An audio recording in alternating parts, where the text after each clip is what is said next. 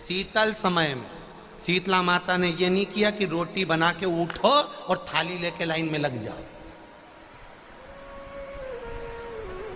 तुम देखना शीतला माता की पूजन करने लोग जाते ना शीतला सप्तमी शीतला अष्टमी पे, बस 11 बजे तक तो रोटी बनाती रहेगी, सामान बनाती रहेगी, 1-1.5 घंटा में ठंडा हुआ 12:30 बजे उठ के सीधे लाइन में लग जाएगी, जल्दी से पूजन करके सो जाऊंगी, काम खत्म।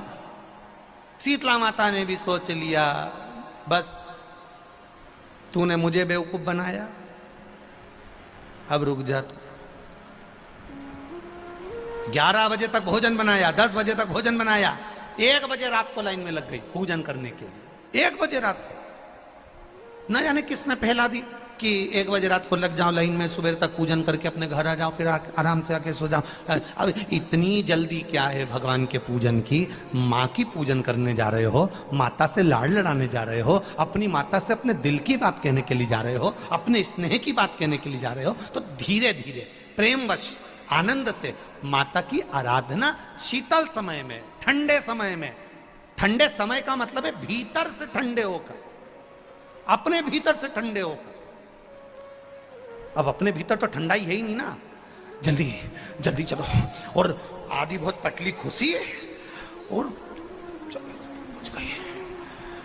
और ये कितना बड़ा कपड़ा थाली पे ढाक ढुका के लाइन में खड़ी है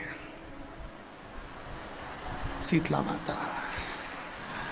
शीतला माता या हाथ में लोटा या हाथ में थाली, और इतनी देर में पड़ोसन निकल के बाजू में से जा रही थी और लोटा थोड़ा सा ढुल गया। अब यहां शीतला माता की पूजन करनी आई और ये हो गई चंद्र घंटा।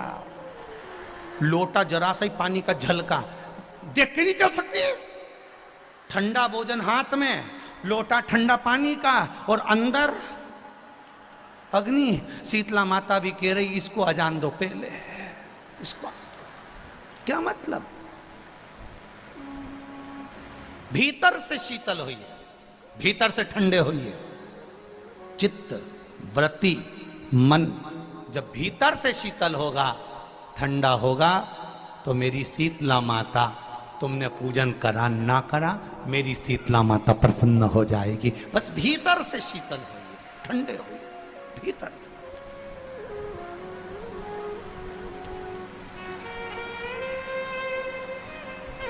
मां नेत्र के अश्रु से रुद्राक्ष की उत्पत्ति हुई। जानते हो सब लोग? बोलो तो जम के बोलो, जानते हो ना? फिर भगवान शंकर के नेत्र अश्रु से अंधकासुर की उत्पत्ति हुई। जानते हो सब लोग? बोलो जम के बोलो, ठीक है। तीसरा, भगवान शंकर के क्रोध नेत्र अग्नि की ज्वाला से, उनके अश्रु से ज्वारासुर की उत्पत्ति हुई। ज्वारासुर, जिसको एक असुर का भी नाम दिया जाता है। ये जो बुखार आता है ना, ज्वर आता है, जो बुखार आता है, इसको भी असुर के गिनती में लिया गया, ज्वरासुर। और इस ज्वारासुर को शांत करने के लिए माता शीतला को प्रकट किया गया।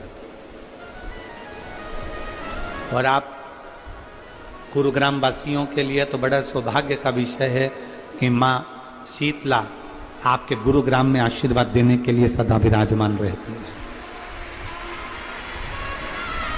बोल शीतला माता की, शीतला माता की।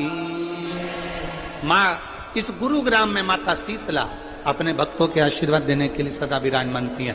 ज्वारासुर को शांत करने के लिए मां शीतला को प्रकट होना पड़ा था।